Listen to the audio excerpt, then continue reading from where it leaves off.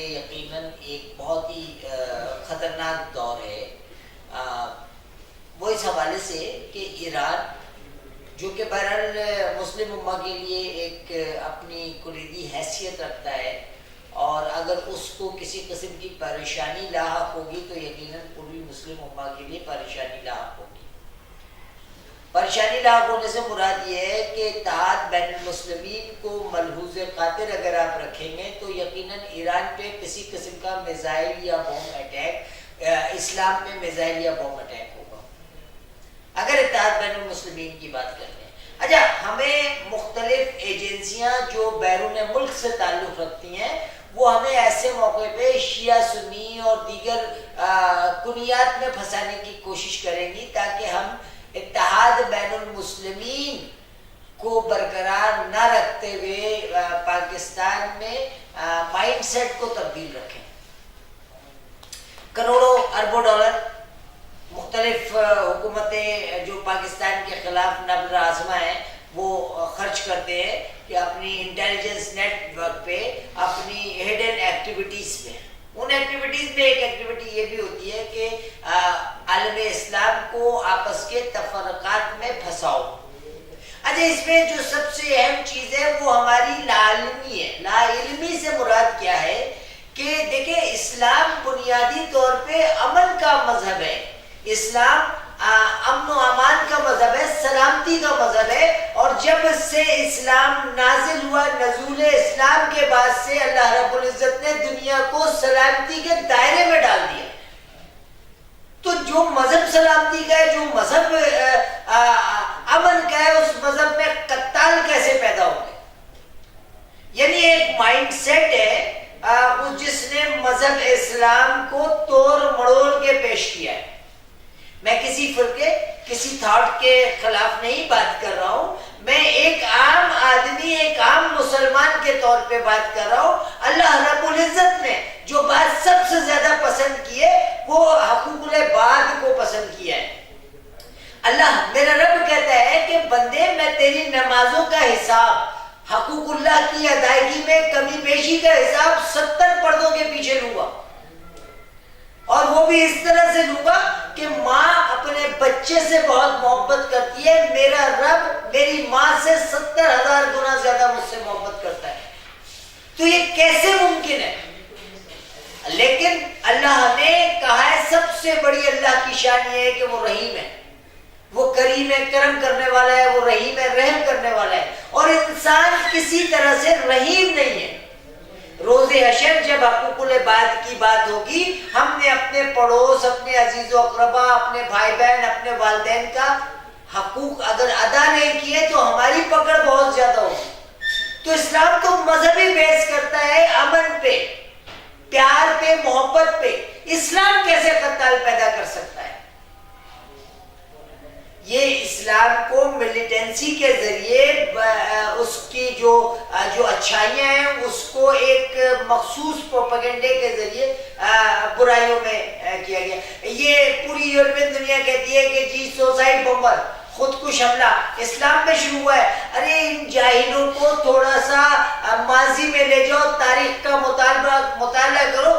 سب سے پہلا جو سوسائڈ بمبر تھا تاریخ میں وہ حسن بن صبا کے تھے، جو اسلام سے جس کا کوئی تعلق نہیں، مرتد تھا، اس کو اسلام سے نکال دیا گیا تھا اور اسلام کا سب سے بڑا دشمن تھا، جس نے ساری لائبریریاں مصر کی جلا دی، بغداد کی جلا دی۔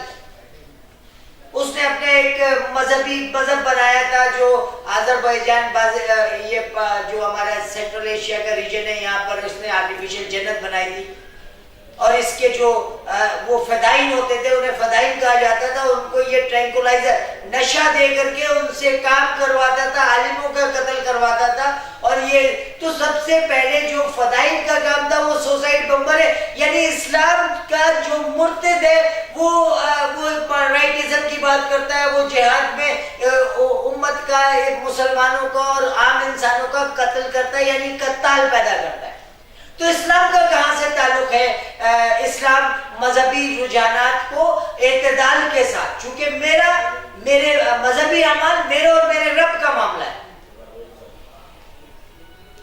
مذہبی معاملات اللہ 70 پردوں کے پیچھے میرا حساب کرے گا اور انتہائی رحم دلی سے. لیکن میں نے اپنے بھائی کا، اپنے دوست کا، اگر اپنے پڑوسی کا کوئی فرض ادا نہیں کیا تو وہ اس کی 70 پردوں کے پیچھے حساب نہیں ہوگا، روز محشر حساب ہوگا، اور انسان میں رحم نام کی کوئی چیز نہیں ہے. اس وقت کیا ہوگا؟ تو اللہ رب العزت نے حقوق العباد کو حقوق اللہ پہ افضلیت دی ہے. حقوق العباد کو حقوق اللہ پہ افضلیت دینے کا مطلب یہ ہے کہ اللہ رب العزت اسلام کو نازل کر کے ایک معاشرہ تخلیق کیا، بتایا کہ اسلامی معاشرے میں جہاں ہر طرف امن ہو، امان ہو، ہر طرف سلامتی ہو. اب آپ یہ دیکھیں کہ دنیا میں جو سوشلسٹ ہے، کمیونزم جس کو آپ کہتے ہیں، جو رشیا میں تھا، وہ اسلام کے بہت قریب ہے. کیسے؟ جن چیزوں کو اسلام نے آپ کے مذہبی معاملات کے تحت ان کو پابند کیا انسان کو، انہی چیزوں کو کمیونزم نے، سوشلزم نے مذہب کا، اسٹیٹ کی ذمہ داری بنا دی. اگر آپ کا صحیح معنوں میں زکوٰۃ اور فطر کا نظام ہو جائے تو غریب غریب نہیں رہے گا، امیر امیر نہیں رہے گا، ایک متوازن معاشرہ ہوگا. اور یہی چیز کمیونزم اور سوشلزم کہتی ہے کہ آپ روٹی دینا اسٹیٹ کی ذمہ داری ہے. آپ سے 8 گھنٹے اسٹیٹ کام لیتا ہے، آپ کو اس کے بدلے میں بریڈ اور تمام چیزیں کھانے کی دیتا ہے. روبیل کا، کوائنس کا کوئی تعلق نہیں ہے، ایک لمیٹڈ اماؤنٹ ہے، 200 کوائن، 200 روبیل، 250 روبیل، جو آپ کو تنخواہ کے طور پہ، وظیفے کے طور پہ دی جاتی ہے. تو ہمارے موجودہ پیڈ مولویوں نے اسلام کا منسوخ شدہ شکل یعنی بین الاقوامی طور پہ دکھائی ہے. میرے کہنے کا مقصد یہ، حقوق اللہ اور حقوق العباد، اگر ہم اسلامی معاشرے کی تدوین چاہتے ہیں یا ایک سویلائز معاشرے کی تدوین چاہتے ہیں تو اسلامی معاشرہ ہی سویلائز معاشرہ ہوتا ہے. آج کراچی کی گلیوں میں، حیدرآباد کی گلیوں میں گندگی کا ڈھیر پڑا ہے. اگر ایک پڑوسی اپنے دوسرے پڑوسی کو اور دوسرا پڑوسی تیسرے پڑوسی کو لے جا کر کے اپنے گھر کے آگے صفائی کر لے تو میں نہیں سمجھتا ہوں کہ کسی بلدیاتی لوگوں کی ذمہ داری ہوگی. اگر پوری گلی کچرا اٹھا کر کے ایک کونے میں ڈال دے اور پھر وہاں سے آ کر کے خاکروب یا بلدیاتی گاڑیاں جو ہیں انہیں لے جائیں تو آپ کا محلہ صاف ہو جائے گا. اسی شہر میں ایک لسانی تنظیم کے رہنما نے یہی حرکت کی تھی. تو کیا پی ٹی آئی یا ارباب اختیار کی عوام میں اتنی جڑیں نہیں ہیں کہ اپنی مدد آپ کے تحت جو ہے اپنے علاقوں کو صاف کر دیں؟ یہ ہے حقوق العباد کے کام، یہ حقوق اللہ کے کام نہیں. آپ اپنے بندے کو راضی کریں گے، اللہ آپ سے راضی ہوگا. آپ اپنے پڑوس کو خوش رکھیں گے، آپ اپنے ماں باپ کو خوش رکھیں گے، آپ اپنے عزیز اقربا کو خوش رکھیں گے، آپ کا رب آپ سے راضی ہوگا. بالکل یہی انڈیویجول سطح سے ہم لے کے چلتے ہیں، اسی کو آپ آگے کی طرف لے کے جائیں.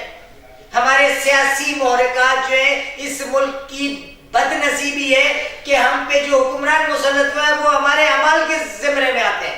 ہمارے اعمال خراب ہے تو ہم پہ خراب حکمران ہے. ہمارے اعمال ہی ایسے نہیں ہے کہ کوئی ولی راضی ہم پہ حکومت کرے. تو ایک چھوٹا سا میرا تجزیہ اس حوالے سے کہ ہمیں اپنی سطح پہ کرٹیسزم ضروری ہے، تنقید ضروری ہے، تنقید برائے اصلاح ضروری ہے، لیکن تنقید اپنی ذات کی کریں، اپنا انالیسس کریں کہ ہم کہاں کھڑے ہیں، کیا کر رہے ہیں. تو معاشرہ فرض سے بنتا ہے، جمہوریت جمہور سے بنتی ہے، جمہور عوام کو کہتے ہیں. اگر ہر شخص انڈیویجول سطح پہ اپنے آپ کو صحیح رکھے تو میں نہیں سمجھتا ہوں کہ ہمیں کسی کے گریبان پہ ہاتھ ڈال کے بولنا پڑے گا کہ تم یہ کرو، کیونکہ ہم صحیح ہیں تو ہمارے ساتھ سارے معاملات صحیح ہوں. اگر ہم خود غلط ہیں تو ہمیں توقع نہیں رکھنی چاہیے کسی سے کچھ صحیح کرنے کی.